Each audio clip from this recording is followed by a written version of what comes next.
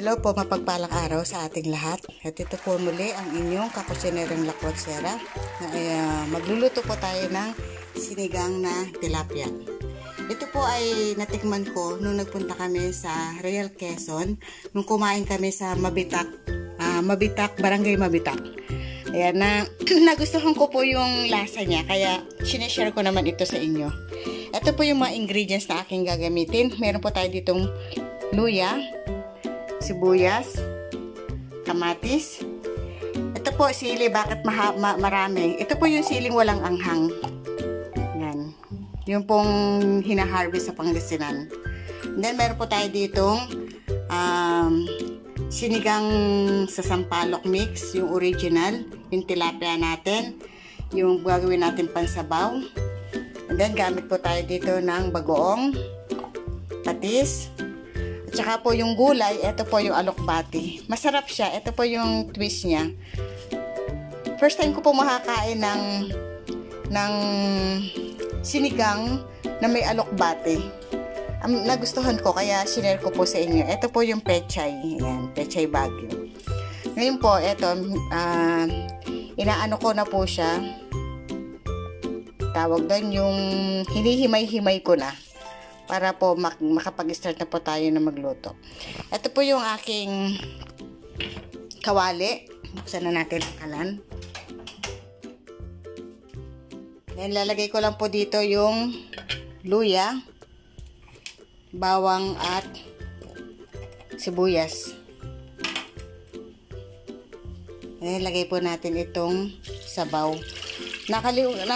Gusto ko po sana sabaw, sinaing yung sabaw ng bigas, yung pinaghugasan. Nakalimutan ko, nakapagsaing na ako. Nasa sa inyo po yun kung gusto nyo yung gano'n na sabaw sinaing or plain na water lang. Hindi, hintayin lamang po natin ito na maglagay po tayo ng bagoong. Ito po, lagay natin bagoong. At ang patis po. Ayan, ayaw lang sa inyong panlasa. Ngayon, hintayin po natin itong kumulo. Takpan lamang po.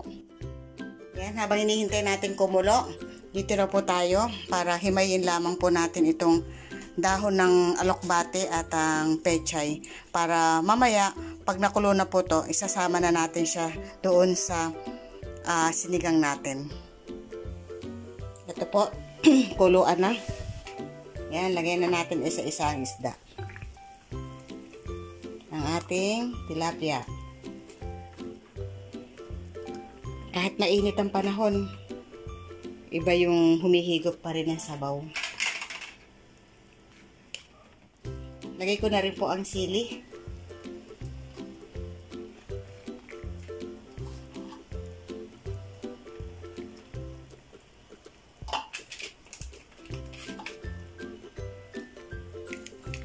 At ang ating sampalok mix, tamarind powder. Wala pong mabili dito sa Maynila ng bunga.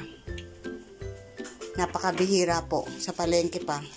Pero kung dito sa mga talipapa lang, bihira pong makahanap ka. Kaya mas maganda po. Ito na lang, powder. Ito po yung alokbate, nahimay at nahugasan ko na.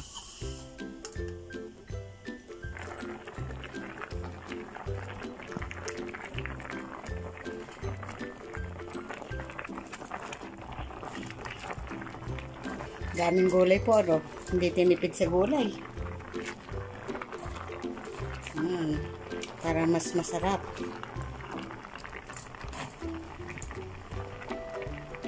Alokbate at pechay.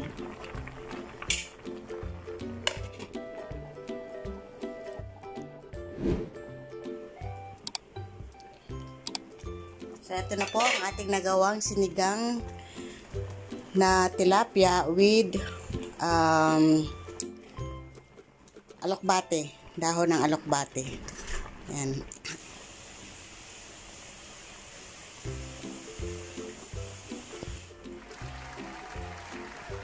Ayan, kakain na po siya.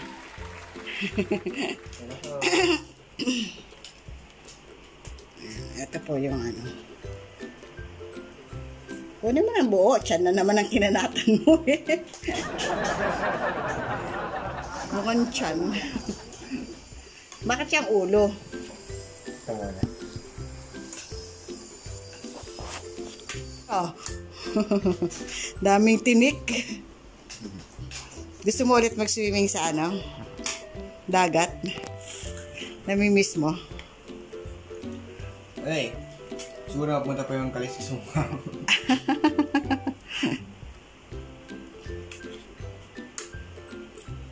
Ba't walang gulay? Siyempre, kaluluto lang yan. Wala po. Ba't dalawa kutsara mo? Oh.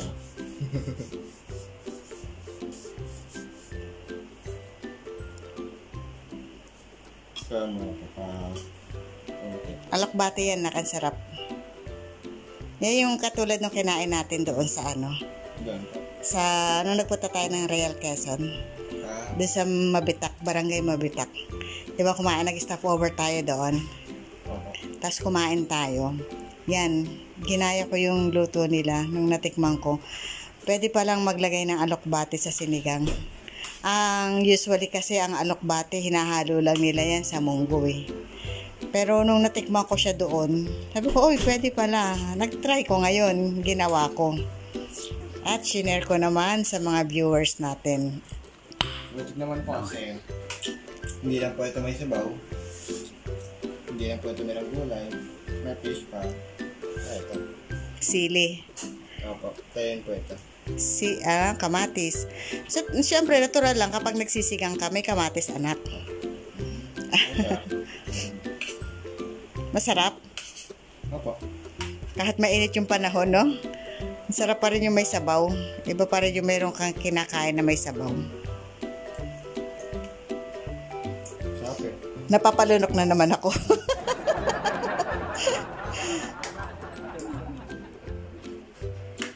Tsaka yung ano, alokbate anak, masustansya yan, na gulay. Nung bata ako, ayoko yung alokbate. Ayoko yung mga madudulas na mga gulay katulad ng ano, saluyot, okra, alokbate, yan. Ayoko yan nun. Pero nung natikman ko siya, ngayon nagkakaedad na ako, mas na-appreciate ko na yung mga ganyang gulay. Nung nag-asawa na ako, gusto ko na yung okra, dalaga mo lang, sausaw mo sa bagoong. Pwede rin yung mga ibang bata na gusto na gulay. Try rin po itong niluto nito kasi nila ng bakachera. Ayan po. Wala nga lang usok. Na ano na yun. At saka ano siya, tinan nyo mo, mataba yung isda, kaya nagkaroon parang ng mantika. Lalo na kapag fresh yung isda mo, yung fish mo fresh, sarap kumain. Yung ginagawa ko pong ito na ano, pagbablog, parang memory. Para makita nyo rin, pagkanta nyo po, makita nyo po yung ano, use nyo po. Yung parang kasiglahan nyo po. Ayan. Kaya yung mga ano, in-encourage ko rin kayo na mag-vlog po kayo kasi memory po ito. Sige po, papaan na po ako. Salamat po sa suporta at sa pagpapanood po kay Kakusinerang Nakachera. Salamat rin po sa inyong